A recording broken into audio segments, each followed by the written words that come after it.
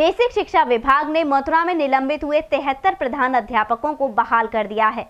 इन सभी शिक्षक भर्ती घोटाले में फर्जी शिक्षकों को विद्यालयों में ज्वाइन कराने के संदर्भ में निलंबित किया गया था।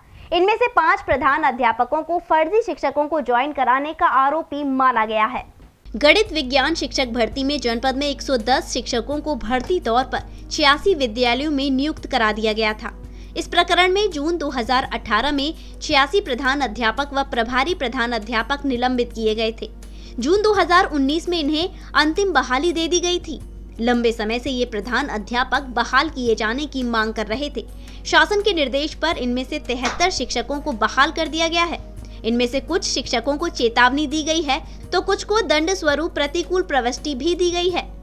5 प्रधान अध्यापकों को फर्जी शिक्षकों को विद्यालय में ज्वाइन कराने का आरोपी मानते हुए स्थायी रूप से इनके 2 इंक्रीमेंट रोक दिए गए हैं।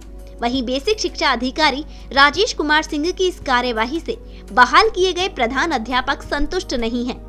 उनका कहना है कि शासन से बहाली के जो आदेश आए थे उनमें साफ लिखा था कि बहाल किए जाते समय उनके खिलाफ कोई कार्यवाही नहीं की जानी है, जिसे विभाग ने नहीं माना है। हालांकि इस विषय में बीएसए का कहना है कि जांच के आधार पर कार्यवाही की गई है।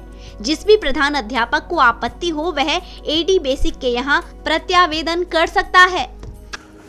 ये प्रकरण 29,000 शिक्षकों का था जो 2018 में तथाकथित फर्जी शिक्षकों को जिन लोगों ने ज्वाइन कराया था, हेड मास्टर्स ने, उनको उस टाइम पे निलंबित किया गया था और उसके बाद में 2019-20 में अनंतिम बहाल कर दिया गया था। अभी तक वो बहाल ही थे, अब उनको बहाल किया गया है। इन 86 में से 73 head master, in charge head masters को और ये बहाल कर दिया गया है और 13 के मूल अभिलेख संबंधित थानों में जमा है। मूल अभिलेख के लिए मंगाने के लिए हमने एसपी क्राइम को पत्र लिख दिया है। थाने के माध्यम से जिस दिन हमारे पास वो मूल अभिलेख आ जाएंगे उनका भी निस्तारण तत्काल कर दिया जाएगा। तो सर, किन के आदेशों पर इनका निलंबन हुआ था और किन आदेशों के तहत इनकी बहाली की गई है? इनकी बहाली शासन के आदेश पे ही की गई है और 2018 में इनको निलंबित किया गया था फर्जी शिक्षक भर्ती प्रकरण में। इन्होंने हमको निलंबित कर दिया और कोई सुनवाई नहीं शासन में।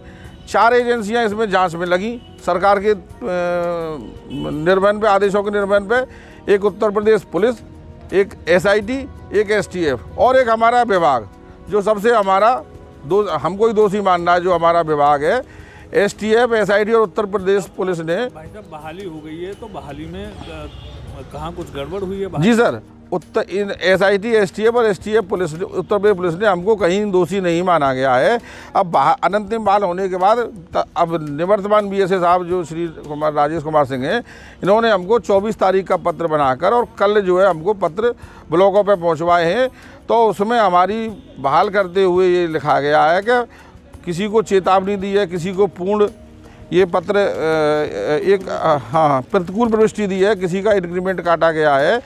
तो जो लाभ आदि जो हमारे रुके हुए हैं वो बाधित हो गए इससे, और जो आगे जो मिलने वाले सरकारी कर्मचारी का हक होगा है वो भी नहीं मिल पाएंगे। तो ऐसी स्थिति में हम लोग उसी स्थिति में रहे। क्या बहाल हुए?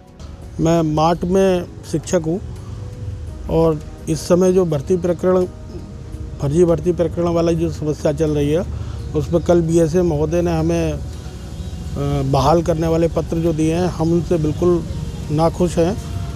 बहुत गलत किया है। किस तरह से नाखुश हैं? क्या कमी उसमें रह गई है? अब उन्होंने ज़बरदस्ती के आरोप वगैरह लगा के हम लोगों को बहाल किया है। बहाली में प्रतिकूल प्रविष्टि दी है जबकि नहीं देनी चाहिए थी। शासनादेश में साफ ही लिखा हुआ है कि केवल चेतावनी और सचेत करते हुए बहाल करना था, और इन्होंने हमें प्रतिकूल प्रविष्टि दी है और वो भी बिना संज्ञान लिए, बिना तरीके से देखे, तथ्यों को बिना देखे।